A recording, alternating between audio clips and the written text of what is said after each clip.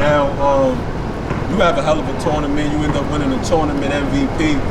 What did that feel like? Being an MVP of any conference is big time. You know, only not even 100 people have been the MVP of the Herizon League. So you go down in history. What's that like? It's an absolute surreal feeling. Absolutely surreal. As a kid, you know, you dream of, you know, having that opportunity to even play Division I basketball, and to be able to do that and win an MVP, like that's unwritten. That's kind of like unwritten. It's like a dream a little bit. Absolutely. And to know that you actually punching your ticket to play in the NCAA tournament, where not many ever get that opportunity to do. That was something I couldn't fathom. That whole week after winning, it was just like paradise for us. Like, it was a hurdle that we was able to get over when everybody had their foot on our neck saying we wasn't good. Even our own school didn't believe what we did. Like, we had to make up prep rallies as the days was going because they didn't have nothing planned. They didn't think we was gonna win.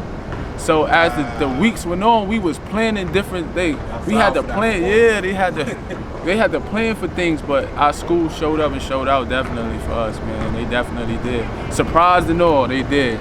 But that was a surreal feeling. Still to this day, still think about that. Absolutely, man. It's legendary, man. It's something you're gonna think about forever. To the day you die. Now y'all preparing for the tournament.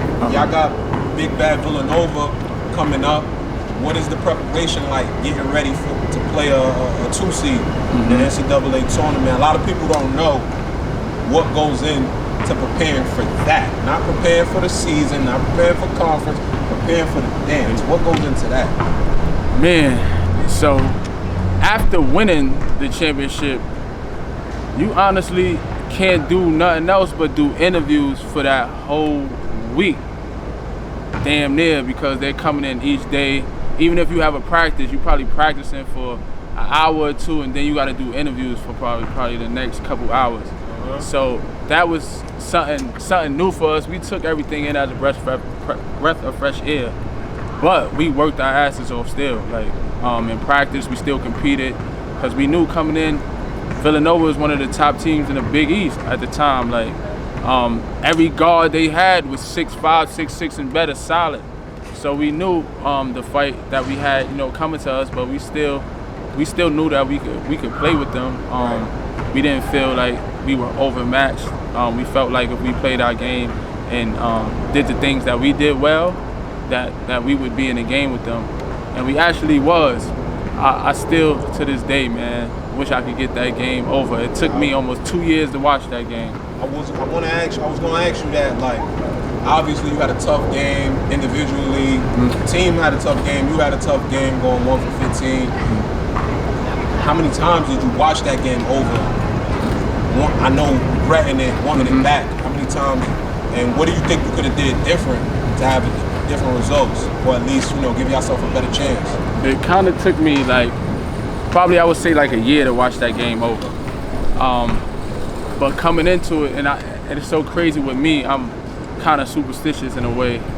But I know, like, usually when you go on a hot streak for about 7-8 games of playing out your mind, you know that one game where you not gonna hit a shot is coming soon. Like, so I kind of had that in the back of my mind, but I was never gonna let it creep up to the front. But that did, you know, come into my mind.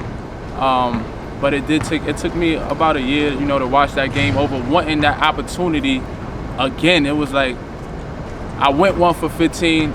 I still ended the game with about 7 points, 8 assists, and 6 rebounds or something like that. So I played the other areas of the game well. I just my shots didn't fall. And I blame myself a lot for that. And we was in the game still. We was down 8 points at halftime. So we had the opportunity to still win it. They didn't pull away until, like, I would say, last 10 minutes of the game. Yeah, they pulled away from us. But that was the only thing I kind of knew. And then somebody told me this too. my sneakers. I changed my sneakers for the game. They gave us Adidas, of course. When you make it to the thing, they give you all these incentives and stuff. So they gave us the Kobe's, the first Kobe's, the bulky joints that came out. And half of us had to wear it. I didn't particularly have to wear it, but I'm like, Kobe my favorite player. We just got these, why not? And I put those on. And luckily those might have been what, stopped my little streak from going, but still that experience, everything that I experienced from the NCAA tournament, charter plane that's as big as this outside right here, to get off the plane, to not fly commercial, but get off the plane and you see the cops, they waiting for you by the bus to police escort you to your hotel, to get to the hotel to see your jerseys hanging up in the lobby. Then you get upstairs, you got the NCAA stuff on the bed, you got gifts on the bed from the NCAA. The whole experience is something that I would love to go back and do it 100 times if I could, because I couldn't fathom that. That was something that was great for me. Special. Right.